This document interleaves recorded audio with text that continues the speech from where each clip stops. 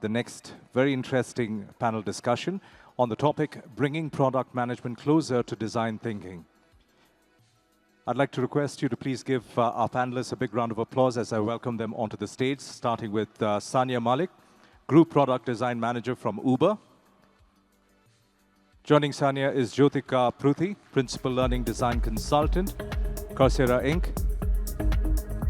Please put your hands together for Divya Gayatri Anand, Group Product Manager, Uber.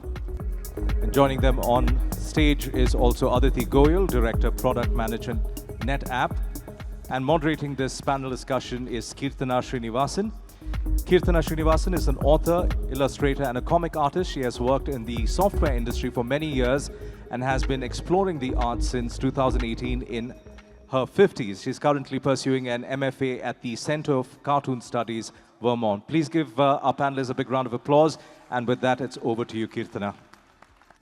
A warm welcome to everyone. Thank you for taking the time and being here with us.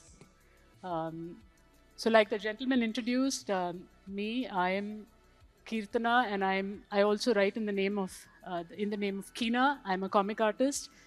So last year, I spent in Vermont doing my first year in Masters in comics. And what I really found is in the last few years, I've been working in the software industry, and none of what I have learned there has become waste. And I do use a lot of stuff that I've really learned in terms of structuring stuff. And comics is a medium which combines both analytical and intuitive things. So I'm sort of combining both and doing it. I've really not been so much in the tech in the last 6 years, but I'm extremely excited to be here. And I do follow a lot of design thinking in the work that I do. For example, these comics that I made, they went through some iterations. So I'm here like to talk to all the folks here, like to really learn from them. So could you start, like, introduce yourself? What is the product that you're working in, and what is the role that you're playing? Yeah. Sure. Hey everyone, I'm Sanya. I'm a group design manager at Uber. I've been with Uber for close to 7 years now. I started as a product designer, and then I moved into design management about 5 years ago. I lead 3 teams here at Uber. First one being the customer obsession team that takes care of the end-to-end support experiences.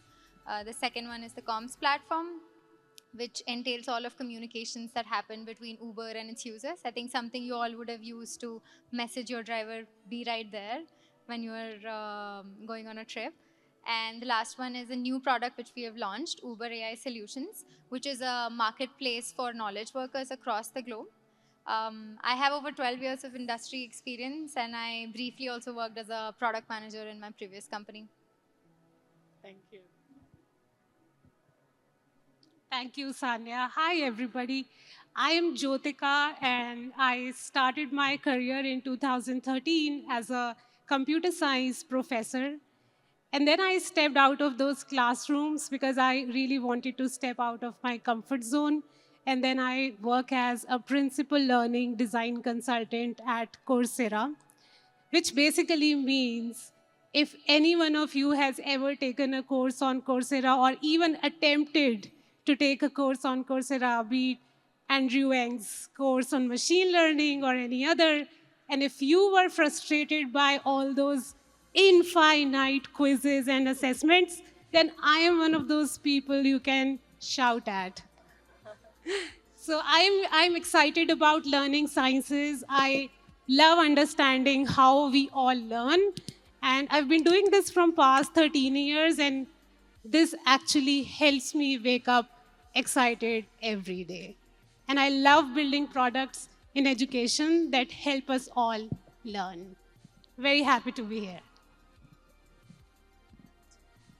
Thanks, Jyotika. I'm Divya. I'm a group product manager at Uber, where I am one of the product leads in the customer obsession team, the same team that Sanya talked about. What my team primarily does is build all of those support flows that you see when things go wrong. We hope things don't go wrong very often, but for example, if you wanted to say that, hey, this ride took too long, those kinds of things, those are the flows that my team builds. I've been at Uber as well for almost 7 years now, and I've been in product management for over 15 years. Thanks, Divya. My name is Aditi Goel. I'm Director of Product Management for AI at NetApp. I've been working for 15 years, the first 10 as management consultant and the last 5 in product management. And what we are doing at NetApp is trying to get AI to your data, because any AI, any Gen AI is only as good your data is, and there's always garbage in, garbage out. So I'm trying to build products that gets intelligence insights from your data. Yeah, so Jyotika, I was thinking, what does design thinking like mean to you? And do you think it's still relevant in the current age of AI? You're opening a can of worms though, but I will start with one of the most common myths related to design thinking before I actually talk about design thinking. So one of the most common myths is that design thinking is same as what designers do, be it graphic design, UI, UX design, visual design. But please make a note in this room right at this moment that design thinking is not about visuals or aesthetics. It's a simple process of solving problems, but the key is that you need to get very close to your user. We usually say that you have to wear the shoes of your customer, but remember, you first have to remove your own shoes before you actually wear the shoes of your customer. And then you build ideas, you take those ideas back to your drawing board, and then you iterate from there. So the key is that you have to get very close to your user, which is extremely difficult, but that is where design thinking actually helps you. So I think I'll add a little bit to that. So as Jyotika was talking about how design thinking requires you to understand your customers better, I completely agree with that. I also think that AI has really transformed how we are able to think about our customers. So for example, if I look at my own work and what my team does, we have always tried to get closer to our users, to our customers, to understand what pain points they have, what do they actually want from us. And earlier, it used to be a very tedious process, right? Either you have to run focus groups or you're sitting with your data scientists running very large analysis. But now with Gen AI, we are able to really distill a lot of the feedback that we get, and instantly come up with iterations around it. So in the first stage of the design thinking process, which is just understanding the customer and the research phase, we're starting to move much faster. Similarly, when we get into the actual designing phase or thinking through the solutions as well, I think the huge difference that all of us as PMs are starting to see is that now we are able to visually represent with all these rapid prototyping tools, able to really represent to our engineers and our designers what it is that we're talking about. So while the core process of design thinking, I think, hasn't really changed, what I'm starting to see is that more and more we're able to iterate faster, which means we're able to get closer to our customers faster, build better products faster, and create a much better experience. Yeah, I want to check in the audience, like how many product managers are here? Just a show of hands. Okay. And how many designers? Okay. Techies? All right. So, you know, me being a comic artist, I'm very interested in narratives. So I like to see like how stories can be told. And so what I want to ask Aditi is, can you give me an example of how your company used design thinking to solve a customer problem? And how did you use AI, you know, like either to like supplement it, or did you find that it was not useful? Absolutely. And since I am an AI product manager, by definition, I need to use AI in everything. So yes. So NetApp, and just for context, we have almost half of world's unstructured data and significant part of structured data. We have been around in storage and data industry for last 30 years. So we started talking to our customers, our CIOs, SVPs, that what is top of mind. And one thing we heard across hundreds of customers is like, we have invested so much in AI. Where is the ROI? Where is the data that is actually useful for AI? And we pay you so much for storing good data. We pay so much to the Gen AI applications, the LLMs across Perplexity and ChatGPT. How do you connect the data on your storage to AI? So that was the problem statement. And across the board, our customers want to see results. They want to see ROI of the investments. And they want intelligent insights. So that is the product that we have been breathing day in and day out for the last 2 years now. We made something called AI Data Engine, which is taking customers' data wherever it is, on premises, on cloud, at the edge. And we make a real-time intelligent pipeline that can feed any LLM application. So let's say if it's a legal company, they have thousands of contracts and thousands of patents, and they want to chat and use agentic frameworks to make decisions on contracts. Like, my contract expiring in 30 days, what do I do now? Instead of having a human, can I have an agentic flow? So our product, AI Data Engine, will connect to the storage where all the data is. It will provide an endpoint that talks to any LLM application of your choice and automates the entire workflow. So this is, in a nutshell, well, not a small nutshell, big nutshell, where we are using AI on a daily basis. Sanya, I was thinking, like, in design thinking, or when you try something, you also like a quick way to figure if something works or not. Do you have anything to share, like something you tried and it failed? And Sure. I think so many things, right? Like, I think a big part of design thinking is failing and learning from those failures, failing early and just trying to understand that it's completely okay. It's a part of the process. Something we were recently designing was a client portal, and it was basically a self-service tool where a client could come in and create their projects or tasks, and that would be shown in our platform, and earners and or experts could come there and pick up those tasks and earn money effectively.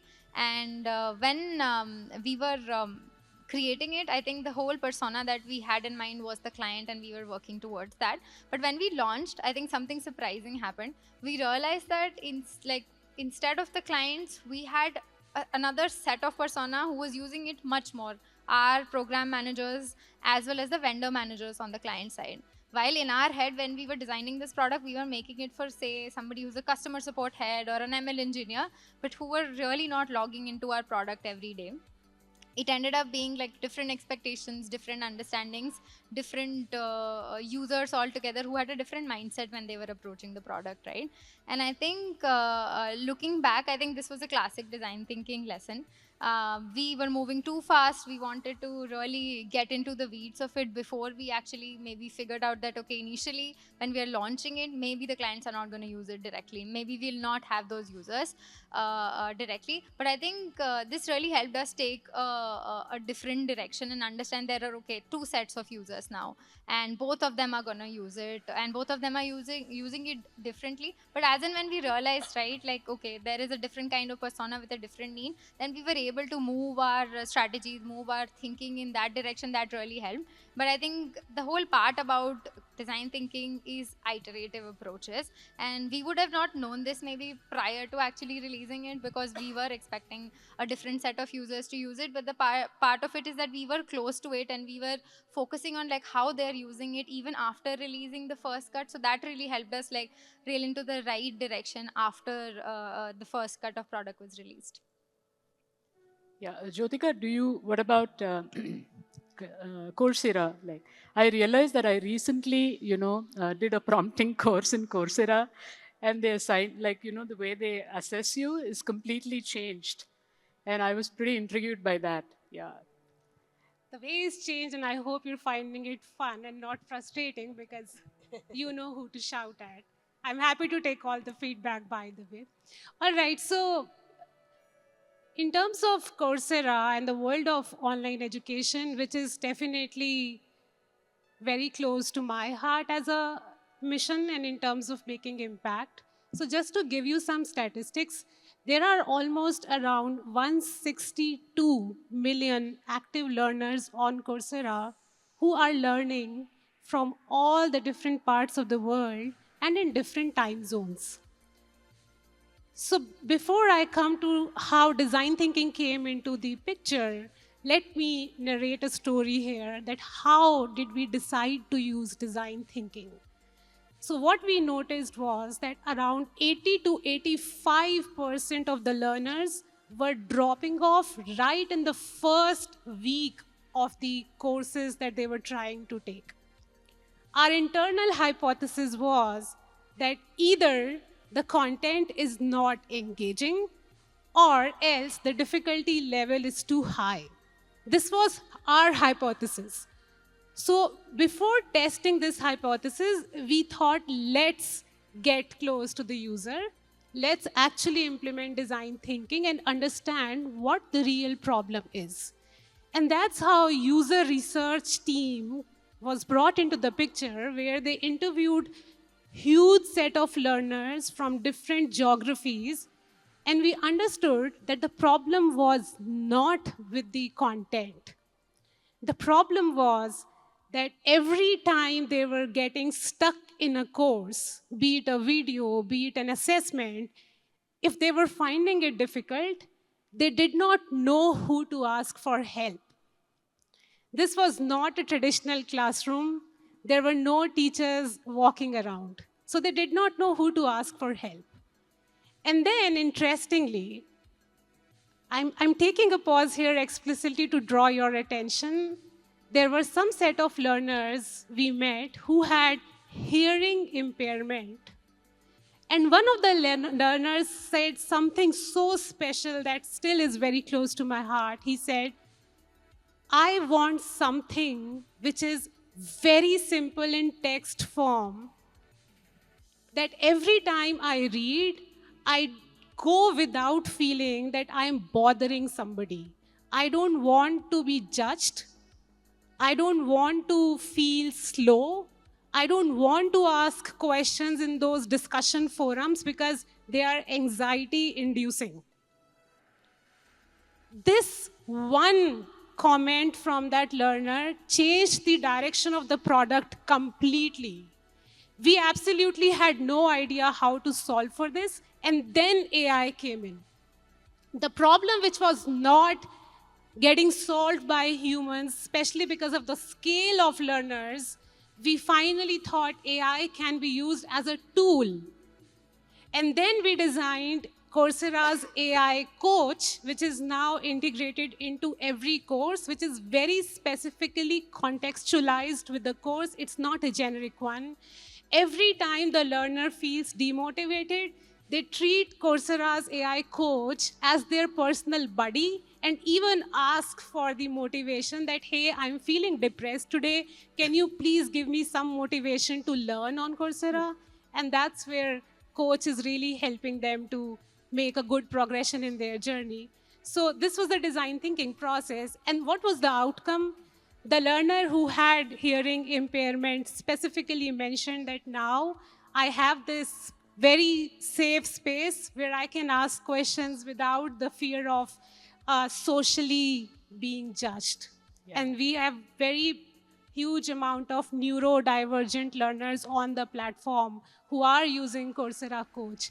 So something that human could not solve, AI really helped us scale empathy to actually put a spotlight on the learners who were absolutely going unseen in those traditional classrooms. This is the power of AI, but design thinking was at the core. That's awesome. I can totally relate to this because I have a hearing impairment and I wear hearing aids. And in fact, I wanted to write a story like how I hear through my eyes, because that's how for me, like text is more important than the sound. And I also lip read. And I'm so happy, you know, that this was solved like this. Divya, do you have anything like a story to share? Yeah. Sure. So I think in our world, at least mine and Sania's world, there's a lot of work that we do on trying to make support more accessible, more easy for people to use, quicker. And in that world, we recently were trying to reimagine some of our experiences. And when you start reimagining something, you say, oh, now there's Gen AI, I have an AI assistant, it can answer everything. How can I make this design super futuristic, right? So we started brainstorming in that direction. And then we took a step back, right? And we started thinking about our customers and our users and all of the insights that we have. And we said, hey, you know what? If you start looking at the kind of spread that we have geographically across user cohorts, we have varying kinds of users. There are people who in certain cultures prefer to type. There are people who prefer to speak because of accessibility issues, similar to what Jyotika was saying. There are people who just want to, tap, tap, tap and be done because they have a muscle memory of where something is in a particular app. And there are even some people who say, I don't have a specific question, but I want to browse to get my information. And we have to ideally cater to all of them. So once we took that step back, looked at it with a more design first and customer backwards mindset, we came up with a design which is more modular and something where depending on the kind of user that you are, you will be able to interact with our assistants, with our support in your preferred manner as a customer. And then that helps you get the answer to whatever you want a lot faster. So I think just sort of a little bit of what everybody was talking about, but even there, right, if the ultimate objective is for someone to go and chat with an AI assistant, but there are so many ways to even do something as simple as that. Yeah.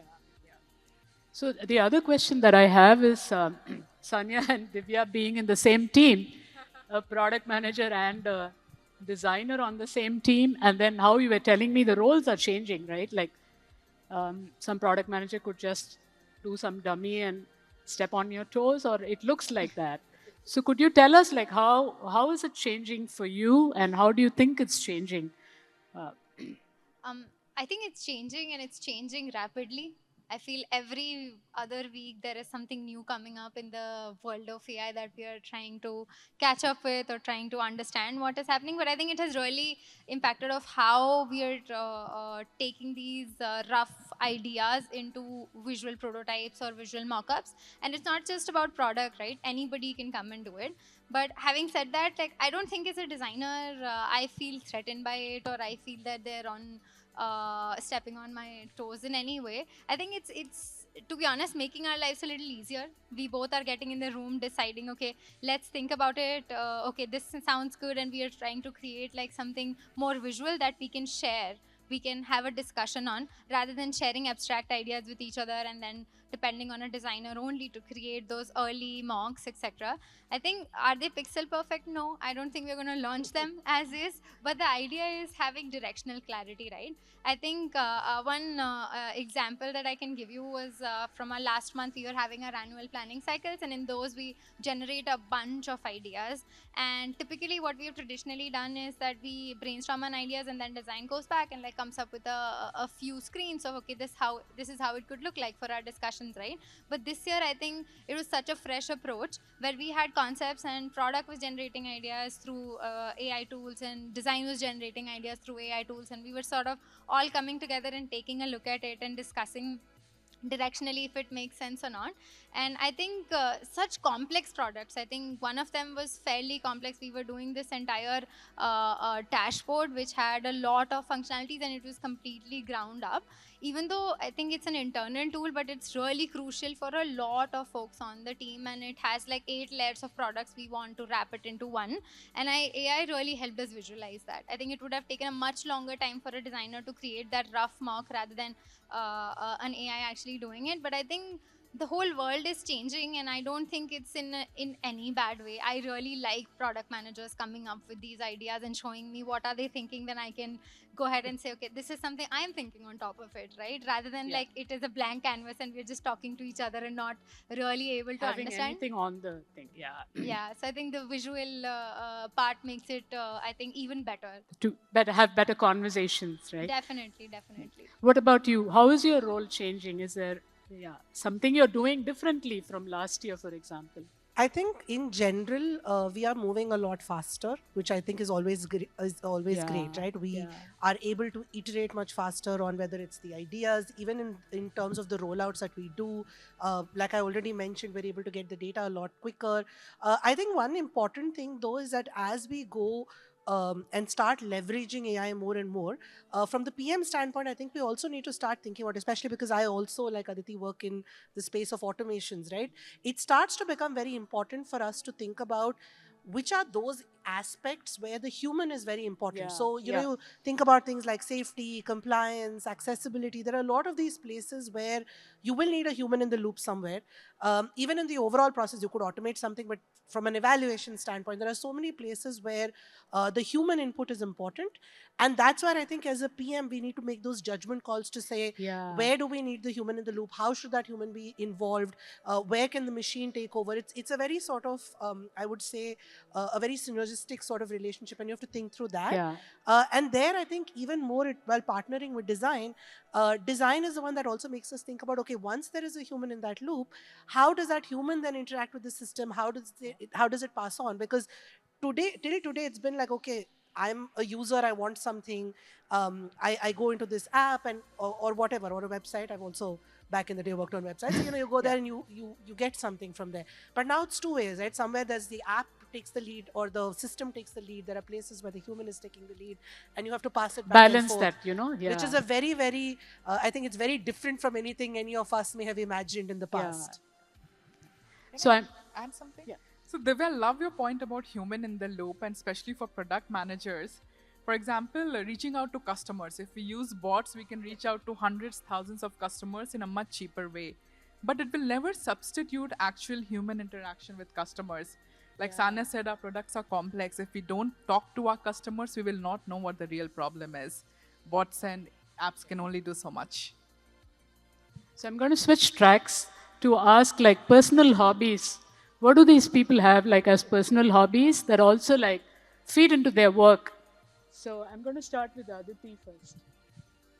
Do you have like a hobby or even aspiring? Sometimes it's like too busy, like yeah. So in my head, I have a lot of many productive hobbies, but in reality, I have 3 young kids and limited time. What I do love to do, and I do religiously every year, is I read fiction, books like fantasy, Lord of the Rings, books like Tomorrow, Tomorrow, Tomorrow, a lot of novels which don't relate to tech or my line of work at all. It helps me disconnect and it helps me get more creative ideas, think about other worlds, other characters, empathize with people I may never meet in real life. And in the end, I think I want to build products, that are like Lord of the Rings. It has stayed with people for decades and decades, and there are movies built on it, and there's cult after it. So yeah, reading is the hobby that I'm actually able to do every year. That's pretty cool. Sanya, tell us about yours. Sure. I think as you're talking about inspirations, right? There are a lot of inspiration that I find in Like your hobbies. yeah, Yeah. yeah, at unexpected places apart from work, right? I think one of my recent hobbies has been bartending. So That's so cool.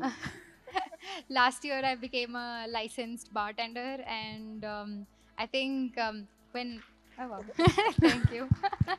But I think last year it started as a fun hobby where I used to make drinks for my friends and at different parties and events, and then it just became into something I really wanted to learn and get to know more about.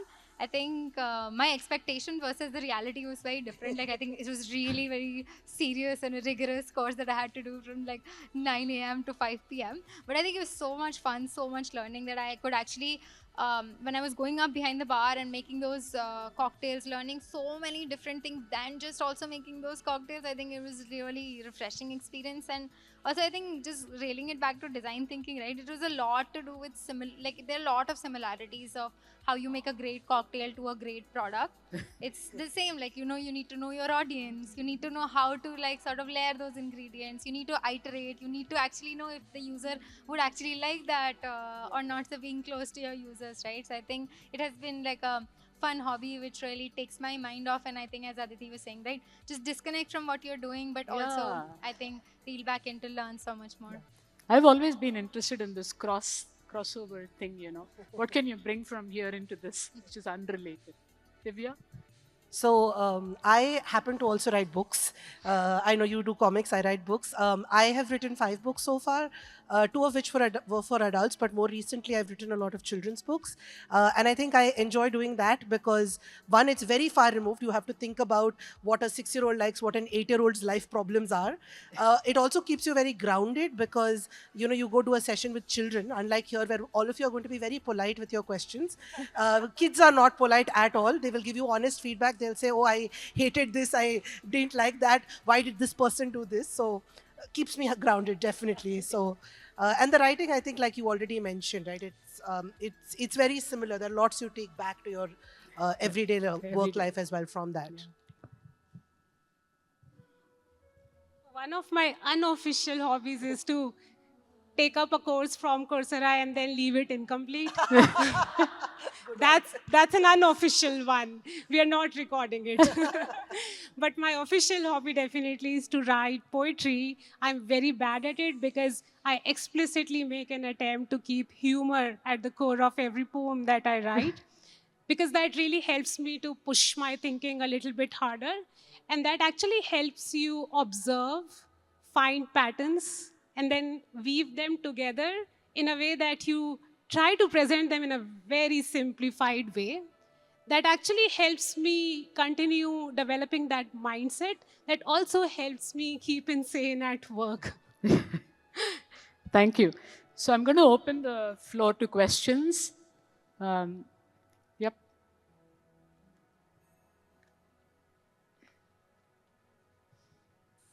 Okay, there.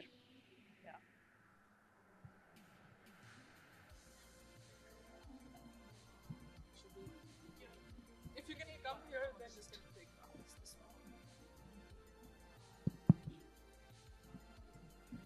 Hi, thank you so much for the lovely answers. It was very great, inspiring, and everything. So, I'm Tanya. Let me introduce myself. I'm Tanya from American Express, working as a product manager.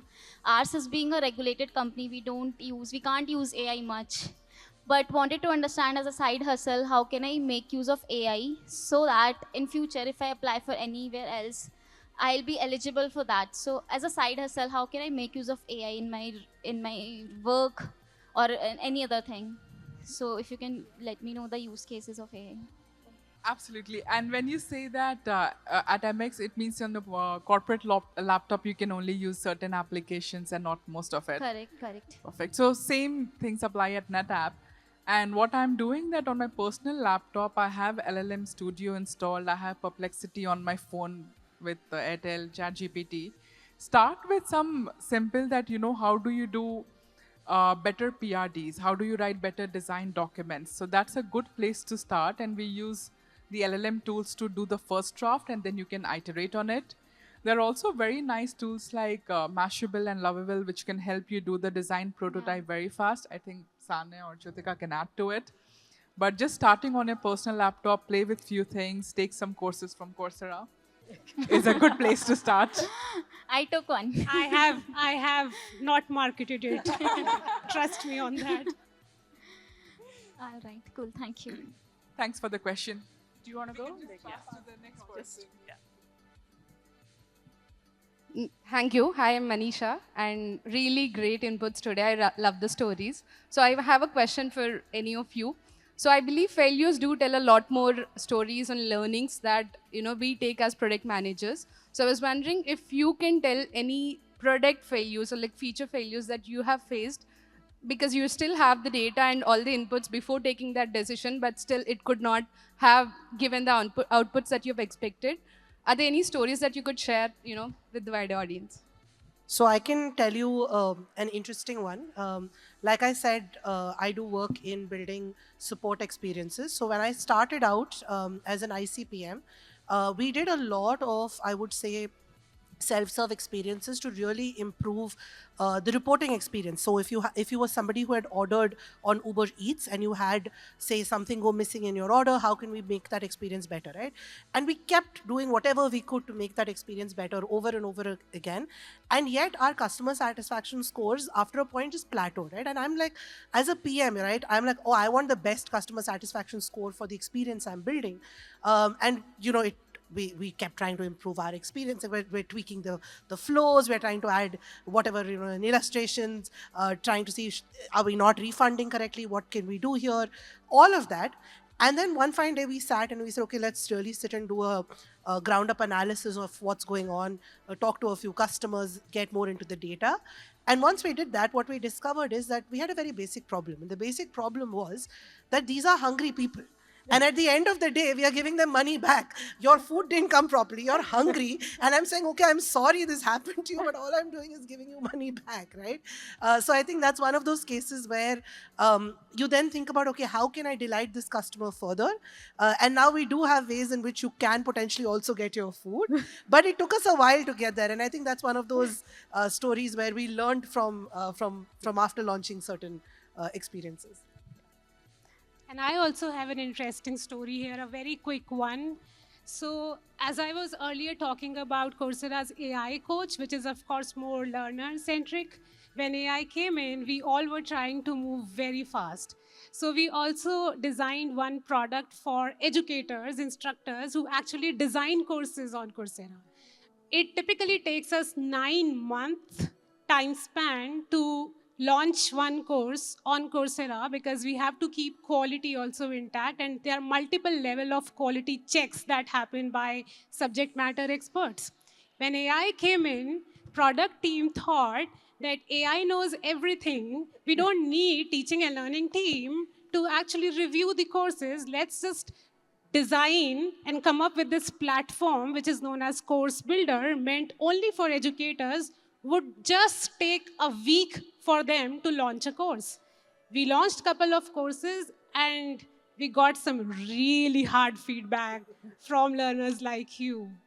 And then they realized that pedagogy is something which is very critical, which means how to learn, how people learn, how to design a course. And that's how product and teaching and learning teams started collaborating better to make Course Builder as a failed product better. So it's important to keep human in the loop all the time. Any more questions? Yeah. Hi, this is Anchal. Thank you for the great session. So I am a product marketer for a CRM, and we work very closely, like our product marketing team works very closely with product managers. I'm sure you guys do too.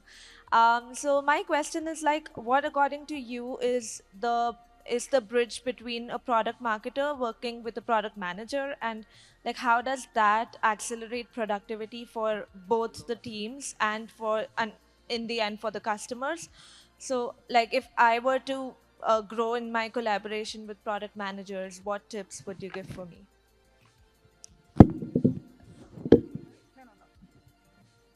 Thanks for the question. Very good one. So in our case, I don't think we need a bridge between product management and product marketing, because bridge means that there's a river between and there should be no river. Product marketing is our eyes and ears to what the customer is saying, what the analysts are saying, what the market is saying. And even in the design stage, when we do the mock-ups and Figmas, we have product marketing weigh in that is this something that is intuitive for the customer to understand? Do you think it solves the customer problem? So being very closely engaged, just walk up to the next cabin, give them a call and talk to your product managers on a daily, if not weekly basis. I think that is very, very important. And as long as there's open communication, they work hand in hand. Yeah, that's what we aim to do every day. So thank you so much. Yeah, I think we're almost coming close. So the last thing I want to ask all of them is, do you have one more question? Okay, yeah, we take that. Yeah. The mic is off. Hello? Yes. Hi, I'm Prakriti. I'm currently a SWE. I wanted to ask you, like, how did you decide you wanted to become a product manager, and what was your journey into starting it? And yeah. Pass on this question to my very good friend. So I basically was someone who had an undergrad degree in communications, and after that I did an MBA with no idea of what I would do with this MBA, except that I will go work in a media company because of my undergrad, right? And I just happened to be in the right place at the right time, which is that the media company decided to get into the classified space and launch a job portal. And they said, oh, you know what? Anyone who's a management trainee or an intern over here, we are going to make you do this job, which turned out to be product management. They didn't even know the term themselves. And that's how I ended up stumbling into the world of product management. So it was not a very conscious call. But what I would say, and the reason I tell people this story is, I do believe that people of varying backgrounds can become product managers, and there are varying paths to becoming a product manager. So if you have an interest, if you are someone who has the ability to think analytically, can understand tech, then I think it's more a question of figuring out how you move into the role. So yeah, I want to wrap up saying that, do you have one resource or a tip or a whatever recommendation for our audience? Yeah, we'll go from the other side. I think recently I was reading a book, Designing for Behavior Change. I think it was by Stephen Wendell. I really enjoyed it, so I think I would recommend reading it. I would just say turn up at Grace Hopper every year. Talk to people. At one point in time, you need to come out of textbooks, need to come out of theoretical stuff, and just listen to stories and try to find your own space. That's what has helped me, honestly. I have a little bit of a dated recommendation. There is a very old book which is from the web usability days called Don't Make Me Think by Steve Krug. It's a great book. I think anyone who is an aspiring product manager or a product manager should read it, because it's really about how to think from the customer's shoes. And even if it's talking about web usability, it doesn't matter. It applies even today. And the bonus is, he says that, I wanted to write it in a size that if you were on a flight, by the time you reach your destination, you can finish it, and you actually can. So that's my recommendation. I'll pick that up. So I have a bit of a boring tip, and anyone who's inspiring to be an AI product manager, we need to learn every single day. The space is changing so fast, there is no substitute. Get out your old highlighters, get out your notebook, and every day, half an hour, 1 hour, whatever we can commit. Because we cannot build cutting-edge AI products if we don't know what cutting-edge AI is. So sorry about that, but we do have to learn every day for foreseeable future. So what Aditi is essentially saying is, it's and I'm not advertising here. It's okay to start a course and then leave it midway, but it's important to start a course. Yes. Thank you, everyone. So now we'll all be busy with this. So yes, we'll wrap it up here. Yeah, I think there are some of my comics. I think a lot of the ideas came from the GHCI community. And this, I think, Meenakshi, she's here. She gave the idea, the seed idea, and then I converted it into a visual comic. Yeah, thanks for your time. Request you to please give them a big round of applause once again. Thank you so We'd like to much. thank the panel for that very candid conversation on the topic, bringing product management closer to design thinking. We'd like to thank them all for sharing their stories and perspectives. I'd like to request the session chairs, Shivageeta and Kirti, who are also jurors for this track and who helped put the track together, to please come forward and present our panelists with a small token of our appreciation.